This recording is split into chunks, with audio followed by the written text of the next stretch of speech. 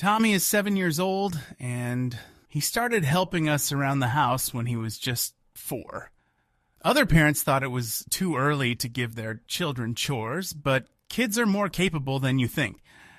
We started with little things, like putting his toys in the toy box after using them, his dirty clothes in the laundry basket, or helping us set and clear the table. Obviously, it wasn't perfect, and we had to help him, but he learned that keeping a house clean takes work and that Mommy and Daddy do lots of things. Now he's 7, and he makes his bed and cleans up his room every day. He also vacuums, takes out the trash, waters the plants, and even helps with cooking. He's a little trooper, and we are so proud of him. My kids are teenagers now, and getting them to do chores is a real challenge.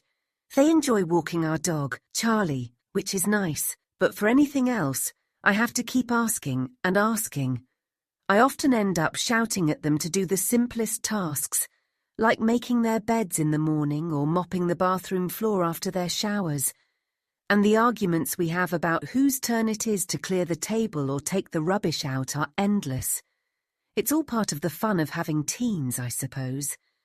But I guess part of the problem is that their dad and I did everything for them when they were little, so now they're lazy and don't appreciate everything we do for them. We have 2 boys, 8 and 10, and we think it's very important they learn life skills so that one day they can run their own house. They must also learn the value of work. Every week, if they complete their chores on time and do a good job, they get their allowance. We tell them it's their salary. Sometimes, they can even earn some extra money to do some chores that aren't on their list, like washing my car or their dad's car. They learned the relationship between working and earning from a very early age. However, they also get other rewards from doing house chores, like being allowed to stay up watching TV for a little longer on some days. We believe these lessons will help them become responsible and independent adults.